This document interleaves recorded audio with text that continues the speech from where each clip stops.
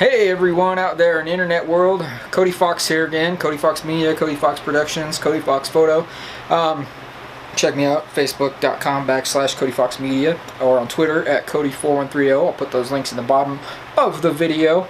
But we're not here for shameless self-promotion totally. I mean, I'm always all about shameless self-promotion, but I'm here to talk about Suicide Squad. Now, I'm going to talk about the things I like first. I did this a couple takes before, and all I could do was start rambling on and on about the negative stuff while I was trying to talk about the good stuff. So I'm just going to talk about the good stuff first, and this will have spoilers, so if you haven't seen the movie and you want to see it, watch it anyway, because you know, you need to know my opinion on this movie. And yes, I'm paying homage to the angry video game nerd right now, drinking a Rolling Rock, because I needed to have some drinks after that movie. But alright, the good. Harley Quinn, Margot Robbie, she was great. Did an excellent job.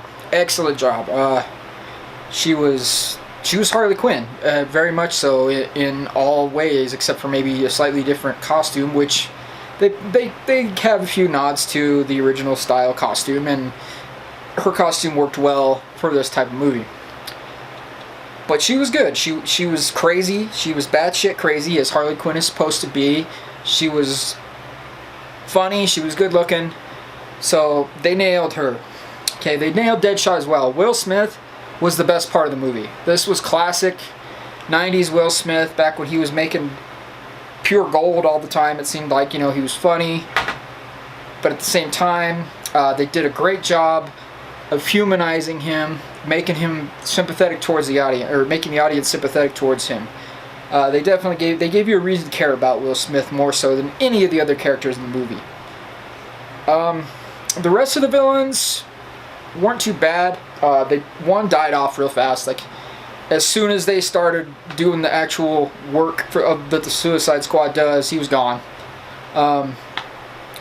Captain Boomerang was funny. He was like the shitbag of the shitbags. You know, you got this whole team of shitty supervillains, and out of all of them, Captain Boomerang was the worst. He played like he was a coward. He tried to get out of stuff all the time. You really loved to hate him. They did a good job with that. But I didn't like Killer Croc that much. Enchantress wasn't bad. Let's see. Rick Flag was okay. I mean, he wasn't the greatest part of the movie, but I'd go into depth more on that. Katana was awesome. She was really good. She wasn't one of the Suicide Squad members. She was like a bodyguard for Rick Flag, which I thought was cool, but I liked her character.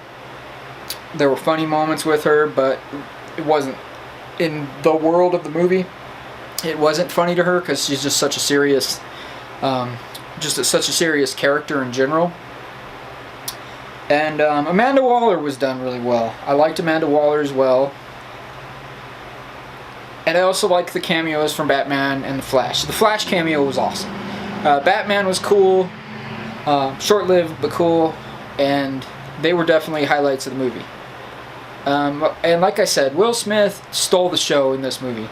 They had to do those reshoots back after Batman vs. Superman came out, and Will Smith, I bet money, Will Smith is the reason that they did those reshoots, because he brought the most to the entire movie. Deadshot was written well. Some of the characters were written extremely poorly, and he Will Smithed it, and it was the first time in a long time that Will Smith has been the classic, funny, snarky Will Smith that we all grew up to love in the 90s. Well, at least people around my age did.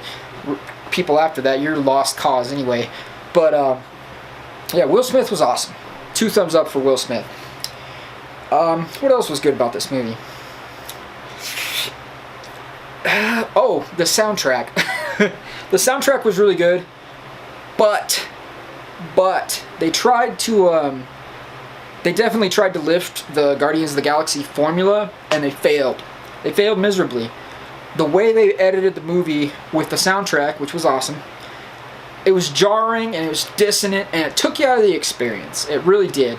And the first half, now we're getting into the bad stuff I want to talk about. The first half of the movie seemed like it seemed like a bunch of YouTube trailers mashed together in like 10-minute bits or 5-minute bits.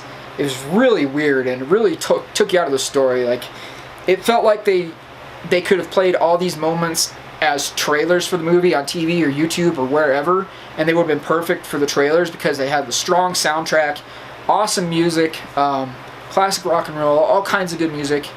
But at the same time, like I said, it felt like the trailers over and over. It felt like the scene in the Avengers where Iron Man comes down from the plane with AC/DC bumping in the background when he first meets Loki, and Captain America duking it out. That little clip in there, if you made that into a trailer, that's what all of the first half of the movie felt like. And then it just totally changed about halfway through the movie, and that stopped. And the reason they were doing all that with like the choppy stuff was because they needed to have the exposition. It was justified in doing it. They had to have the exposition of the characters because these are all characters that nobody knows jack shit about if they're not comic book fans. And that's another reason this movie failed on a lot of fronts, was because they did not have the established lore of these characters, and they had to force so much shit in there that it made it choppier than shit. Like, DC's editing booth, I swear, it's like an ADHD monkey, or 100 ADHD monkeys sitting in a room with keyboards, chopping up footage, and then they just find the best one out of all of the ones. You know, it's like that theory that if you put enough monkeys in a room and had them typing forever, eventually they would write the Iliad. That's how I think they edited this movie. That's how I think they edited Batman vs. Superman, too. Given the Batman vs. Superman Extended Edition fixed a lot of that stuff, it still wasn't what it could have and should have been. But like I said earlier, you could tell that they lifted the formula from Guardians of the Galaxy. They tried to lift it, but they didn't do it as well because the characters' interactions were just not as funny. Will Smith's funny parts were mostly just Will Smith. It didn't require the rest of the team to be part of it. The few good parts that were... Damn you, computer. My computer just beeped at me. Should have shut it off. Oh well. The good parts with Will Smith, like I said, it wasn't always interaction with the team. It was just Will Smith doing what he does best. And there were some good interactions with the team.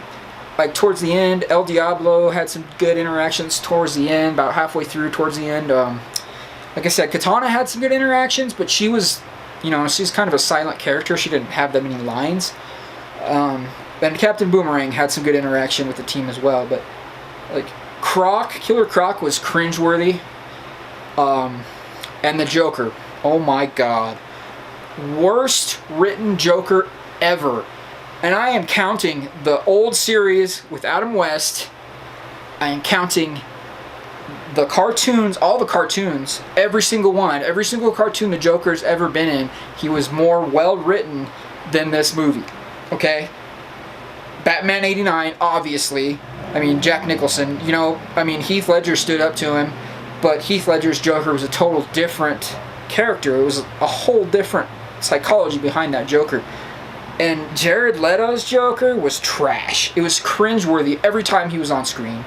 Like I said, it was like a fucking monkey in a room typed up his lines and his script and the way that he was written.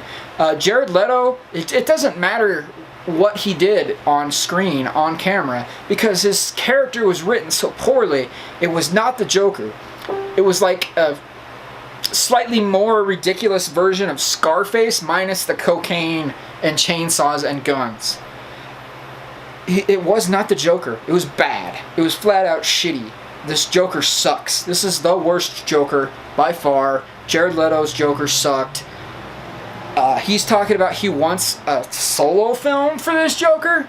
Fucking hell to the no. Alright, hell no. He was the worst, man.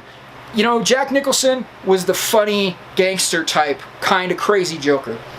Alright, the original Joker, I can't remember the dude's name, in the Adam West movies, he was purely like a slightly evil comedian that wanted to rob banks and beat up Batman. You know, I mean, the old Joker in the comics actually retired from crime once when he scored a huge score. He wasn't a psychotic murderer like he became in later iterations of the Joker. And Jared Leto was not that either. He was not the first psychotic version of the Joker. And he didn't really pull off the big gangster, you know, crime boss that they were trying to make him out to be. He just seemed totally ridiculous. He was in no way intimidating. He never had any dark, funny humor. It was just nonsense. It was stupid. It was cringeworthy. It's one of the most poorly written comic book villains I've ever seen, if not the worst. I would definitely put it in the top 3 worst for sure. I'd have to go back through and watch some other movies to actually find out, but I mean, he's just as cringeworthy as Arnold Schwarzenegger as Mr. Freeze, or Tommy Lee Jones as Two-Face, Jim Carrey as the Riddler. I mean, he's worse than those guys, because at least they are entertaining. This Joker was not entertaining. This Joker is not worthy of the Batman they have created in that world. He's not. It's a total freaking waste of time. They should have killed him off in the movie, like they sort of thought, like the audiences sort of thought had happened, but of course it didn't, which kind of sets up him being a main Batman villain, and it's gonna suck. They should make Deadshot be the Batman villains, the main Batman villain in the next Batman movie, because Will Smith did a great job. Deadshot was really well written, and he seemed formidable even to somebody like Batman. I mean, you had him on the ropes in an alley in the movie. But no, we get a terrible, terrible, terrible version of the Joker. He sucked, and that's it. I'm done. You guys go see it anyway. It's still an entertaining movie for one see or one watch. Have fun with it and take it for what it is, and hopefully they do better with the next movie.